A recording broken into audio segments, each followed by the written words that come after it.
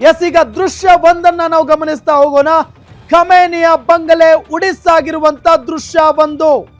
ಅಂದ್ರೆ ಅಲ್ಲಿನ ಸರ್ವಾಧಿಕಾರಿ ಅಥವಾ ಸರ್ವೋಚ್ಚಾಧಿಕಾರಿ ಖಮೇನಿ ಏನಿದ್ನಲ್ಲ, ಅವರ ಇಡೀ ಬಂಗಲೆ ಸಂಪೂರ್ಣವಾಗಿ ಉಡಿಸಾಗಿ ಹೋಗಿದೆ.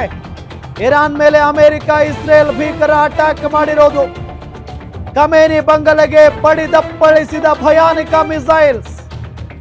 ಅಮೆರಿಕ ಇಸ್ರೇಲ್ ಜಂಟಿ ಏರ್ ಸ್ಟ್ರೈಕ್ಗೆ ಖಮೇನಿ ಮಟಾಶಾಗಿ ಹೋಗಿದ್ದಾರೆ. ಖಮೇನಿ ಅಷ್ಟೇ ಅಲ್ಲ, ಮಗಳು ಮೊಮ್ಮಗು ಸೇರಿ ಕುಟುಂಬವೇ ದುರ್ಮರಣಕ್ಕೀಡಾಗಿದೆ. ಭಯಾನಕವಾಗಿದೆ ಖಮೇನಿ ಕೋಟೆಯ ಉಡಿಸ್ನ ದೃಶ್ಯ. ಇರಾನ್ ಮೇಲೆ ಅಮೆರಿಕ ಮತ್ತು ಇಸ್ರೇಲ್ ಭೀಕರವಾಗಿ ಅಟ್ಯಾಕ್ ಮಾಡಿದಾವೆ. ಎಸ್, ಈ ದೃಶ್ಯಾವಳಿಯನ್ನ ನಿಮಗೆ ತೋರಿಸ್ತಾ ಇದ್ದೀವಿ. ಖಮೇನಿ ಬಂಗಲೆ ಉಡಿಸಾಗಿರುವಂತ ಮೊದಲ ದೃಶ್ಯ ಇದು.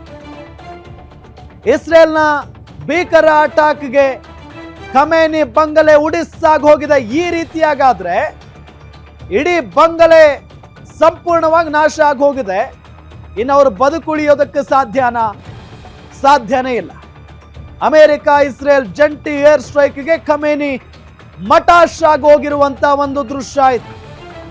ಖಮೇನಿ ಅಷ್ಟೇ ಅಲ್ಲ, ಮಗಳು ಮೊಮ್ಮಗು ಸೇರಿ ಇಡೀ ಕುಟುಂಬವೇ ದುರ್ಮರಣಕ್ಕೀಡಾಗಿದೆ. ಭಯಾನಕವಾಗಿದೆ ಖಮೇನಿಯ ಕೋಟೆಯ ಉಡಿಸ್ ಆಗಿರುವಂತ ಒಂದು ದೃಶ್ಯ ಇದು. ಕ್ಷಿಪಣಿ ಬಂದು ಅಲ್ಲಿ ಬಿದ್ರೆ, ಬಾಂಬ್ ದಾಳಿ ಆದ್ರೆ ಆ ಕ್ಷಣ ಇದು. ಹೆಂಗಿದೆ ನೋಡಿ, ಏನೇನು ಕಾಣಿಸ್ತಾ ಇಲ್ಲ, ಏನೇನು ಕಾಣಿಸ್ತಾ ಇಲ್ಲ.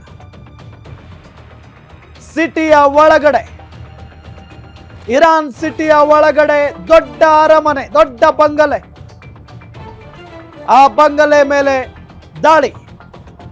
ಸೊ ಯಾವ ರೀತಿಯಾಗಿ ಉಡಿಸಾಗಿದೆ ಅನ್ನೋದನ್ನ ನಾವು ನಿಮಗೆ ತೋರಿಸ್ತಾ ಇದ್ದೀವಿ. ಇಡೀ ಖಮೇನಿ ಬಂಗಲೆ ಉಡಿಸಾಗಿರುವಂತ ದೃಶ್ಯಾವಳಿಗಳನ್ನ ನಿಮಗೆ ತೋರಿಸ್ತಾ ಇದ್ದೀವಿ.